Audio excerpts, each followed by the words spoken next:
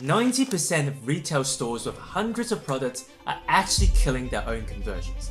And the crazy part is, most business owners have no idea it's happening to them. Hi, my name is Edwin Chen, and I've been working with different B2C retail service brands to solve their own conversion problems. Recently, I also worked with a travel agency with almost 1 million monthly website visitors, but only hundreds of those actually reach out about booking packages. The owner actually told me the customers browse for hours, then just abandon their cart. They have such a long list of options, they have too much to choose from, and they don't want to choose, and they just left. That's exactly the problem. So by the end of this video, you'll know exactly what's killing your conversions and the exact process to fix that. Here's what I'm going to break down. First, I'll show you the hidden psychology behind why your customers are walking away and how expensive this problem really is. Second, I'll break down exactly how you can solve this problem using these 3 simple steps that boost our agency clients' conversion rate. Third, I'll give you the implementation framework so you can start seeing results in your own business in the next 30 to 60 days. If you're new to this channel, my name is Edwin Chen and I'm an Oxford Maths graduate and started my own AI agency, Legacy AI. And over the past 6 months, we've been working with more than 10 different B2C service brands, like the one you see in this video, to help specifically their customer experience and conversion problems. So before I even dive deep into it, let me just tell you a quick story to show you an example. Yesterday night, I tried out Chipotle, which is actually down the street from where I live, for dinner. And there was my dinner, and you guys probably know what Chipotle is. It's basically a Mexican franchise. And when I was ordering, I was, not gonna lie, a little bit confused. Because there were so many different proteins. Bear in mind, it's my first time trying out there. There's so many different options with bowls, burritos, and the different proteins, chicken, there's honey chicken, there's beef, and etc. And the salad is really confusing. They're just words that I didn't really understand. And there were different type of vegetables where I just want salad, right? And it was confusing and it's slightly frustrating for me, but I got there in the end. Now, I was just curious. I was like, why is that? Why is that confusing? So I just look at their menus, right? And having a look at it, it's actually a lot of options that you can choose from. For example, for beans, there's black beans, there's pinto beans, there's for larger veggies, there's a different type of herbs and veggies. For me, I'm just I just want some shallot. I just want to be able to pick my protein, and I just want to be able to pick my base, which is taco or rice, whatever, right? It shouldn't be that complicated. Why does it feel like it's slightly confusing for me, right? Maybe it's my first time, yeah, etc., right?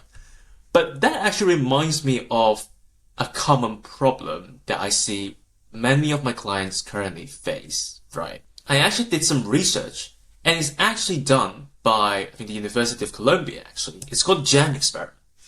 We have two groups of people, and we have 6 jams and 24 different jams, right? To butter your bread. Now, the experiment basically showed that when given 6 different jars of jam, 30% of people actually want to buy one of those jams. Whereas, when presented with 24 different jam cans, only 3% of those buyers actually managed to buy a jam. Now, this is a very interesting phenomenon, experiment. Why is that? Well, it's actually based on a hidden psychology called the paradox of choice. Essentially, when given way too many choices, it's actually killing the customers to make those decisions. And it's actually called the paradox of choice. And basically, when given too many choices, customers tend not to make any buying decisions. And it's a really interesting phenomenon to take care of. Now, why is that important, right, to you guys? Why is it important? Why is that a problem? Well, research actually showed that 83% of shoppers actually abandon their cart because of choice overload. Their purchase interest just deep, straight down when they have too many choices, catalogs to choose from. And users with 10 plus different options are 20% less likely to buy, right? Because of options overload.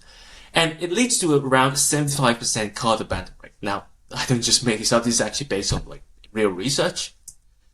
And all of this research actually points to one single problem, which is more choices or observation, more choices doesn't equals to more sales, right? I mean, that might be counterintuitive because you may be oh, the customers may be able to customize it a little bit better, but no. More choices doesn't necessarily mean more sales, right? And this is not fluff. Like, this is actually based on a real client that I observed, which is actually a travel agency. They have almost, as you can see, almost a 1 million monthly website visitors. So that would be around 33,000 daily website visitors. But for the engagement, they only get around 100 to 400 daily increase about travels. So that's around 1.2% engagement rate, which is actually quite low, right? Well, when actually asked the owner why that is, well, one of the things that I immediately discovered is that they have almost close to 100 different retreat travel types extracted. There are just so many different options for people to customize. And it's just confusing for the customers to, where do they even begin? Right. And, well, why is that? Like, why is that a problem? Right. Again, when leads to more choices, doesn't necessarily equals to more sales, right? We covered that already. And it actually leads to a very, very common problem, which is the decision fatigue. Decision fatigue means less revenue. Why is that? One, because it will have a high website bounce rate, right? Because of cognitive overload, when there's so many information presented to the user, there tends to be an avoidance of purchase options, right? So they just don't want to buy altogether, right? The second option is something called decision-making time. The more options you present to the users, the higher decision-making time it is, and it's based on the Hickman law, which means that more choices exponentially increase decision time. The third thing to take note of is when you have more options, you actually get lower revenue per SKU because you need to spend more resources to maintain each product catalog. And research shows that you need at least 1,000, right, revenue per SKU to maintain profitability. And guess what? Most retail stores don't actually have that when they have such a large product catalogs. So no wonder why they're losing money or breaking even at the best, right? In the best case scenario. And let me just dive through the Hicks law a little bit. So it's some fancy maths. Don't worry about it. In the simplest term, that means the higher response time the response time of the customers is equals to a time passed without decision making, right? So just no decision making. They just kind of on the fly, just make their decision, plus the time evaluating each option multiplied by log 2 to the number of alternatives. Like, you don't need to know what log is. Just bear in mind that as the number of alternatives increase, so the number of product catalogs increase, the time, it basically have a multiplying effect to the time evaluating each option. So if you have 10 alternatives, it's going to scale quite exponentially, essentially. So this time right here, the B log 2n is the biggest deciding factor of response time. Now, as you probably imagine, as we have lots of alternatives, not only will it take more time for the customers, but also the time evaluating each option will also increase. So the total response time will be exponentially high. Now, it's kind of obvious that with the response times being higher, then there's a higher likelihood of customers just abandoning halfway through the customer journey, especially when it's a high ticket item where, the customer journey is kind of complicated, right? But it also works for low ticket items, right? Like food, restaurants, right, etc. Like, it's the same logic, essentially. And again, research actually examined the cart abandonment, like it's an issue in fashion retail specifically. And they found out that 58% of customers abandon carts because they feel like there isn't enough guidance to help decide among so many options. There's no one guiding them, right? Because it's online. There's no a sales rep when you walk into a physical store, someone's telling you, hey, what can I help you with today? And try to guide you, if you're going to a clothing store, right? They would guide you on, okay, what sweaters, right? What suits, etc. actually suit you, right? There's no such thing online. So that is why that is such a big problem in this industry, especially with online retail. Again, more choices, I'm just reminding you, again, more choices does not necessarily mean more sales. So what's the solution, right? So what solution can actually combat this problem for these retail store owners? Well, the answer is a personalized recommender. Without a recommender, the customers, again, with all the research and all the examples that I've given you, customers feel overwhelmed and they leave without buying. Hopefully it gives you an idea already. Whereas with a personalized recommender guiding them through the journey, the customers are guided to a perfect product, converting it at almost 2 to 3 times the rate without a personalized recommender. So that means that we don't need more traffic. We just need we can have the same traffic and we get us more sales, right? We don't need more traffic. And it can be done through 3 simple steps. 1, discovery. Discover the buyer's intent and actually dig deep with questions. Like actually get to understand the customers a little bit better. The second step, filter. Filter all the hundreds of catalogs to only 3 to 5 relevant options specific for the customer. The third step is to guide, right? Is to guide with recommendations, with social proof or stats, etc. Or just, not even that, or even just explaining why you recommend it, right? Making sure they understand why they're buying it will make them more likely to buy it. Clarity sells, right?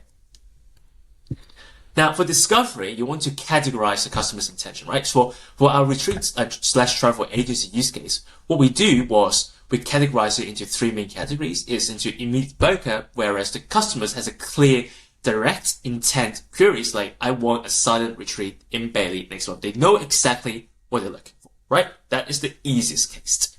The second case, because for travel specifically, people go to retreats usually to kind of go because they're going through some sort of emotional journey, right? So that's why we classify them as the emotional healer. It's where there's some sort of transformation needs. There's some sort of stress, there's grief, there's burnout, healing, etc., right? There's all sorts of reasons why people want to do retreats. And the job of the recommender is to understand and dig deep into the emotional drive, right? Asking segment-specific questions to uncover the emotional drivers of why they want the holiday packages in the first place, right? And that will make them understand themselves more, one, and understand the product more, making them more likely to buy it. And there's an others category, which is basically customers who just want to know the price or they're very specific problems. Like, we're not going to go too deep into it. It's kind of like an edge case.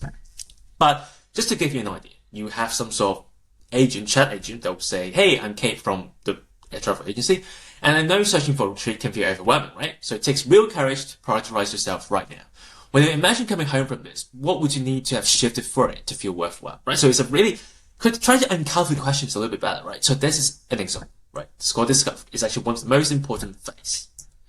Then you have filter. So based on the initial discoveries, you want to have a system to filter to 3 to 5 maximum options. As an example, let me zoom in a little bit for you guys.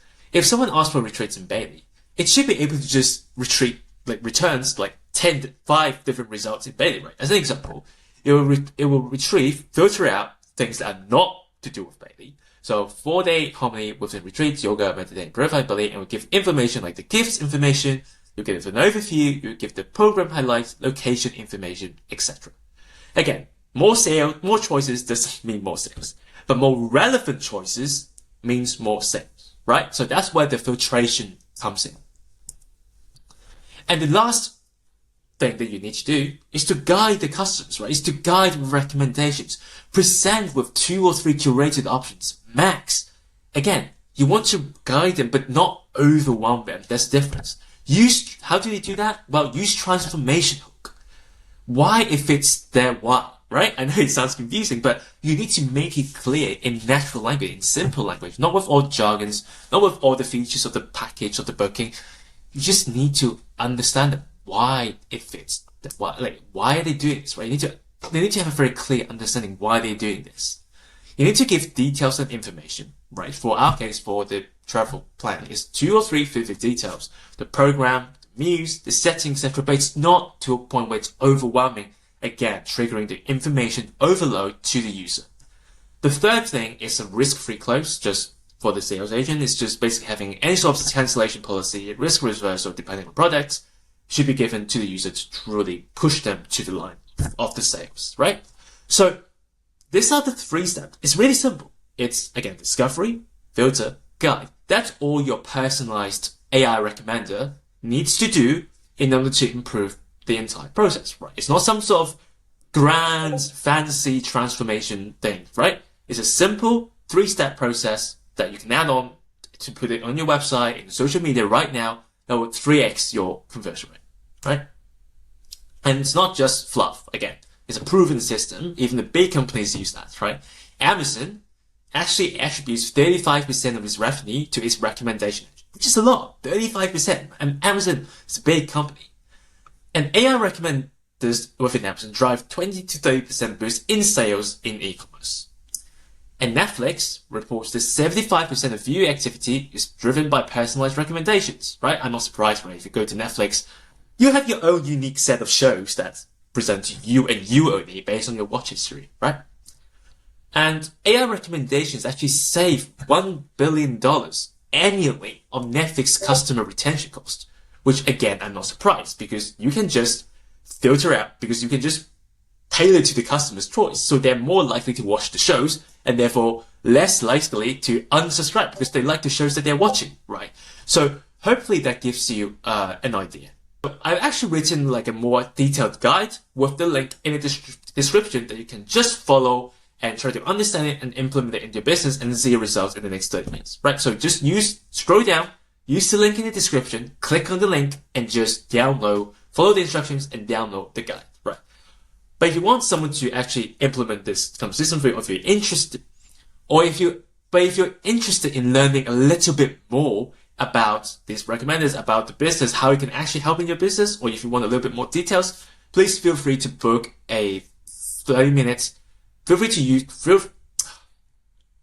But if you're curious to learn more about how the recommenders can help your business, how your specific business, feel free to use the link in the comment and in the description as well to book a 30-minute one-to-one strategy call with me and my team, and we can just go through your business specifically case by case. So yeah, hopefully this gives enough information, and I've also done a lot of tutorials on conversational AI use cases just like this one. So if you enjoy this kind of content, feel free to like and subscribe and comment in the video. And yeah, I will see you in the next one.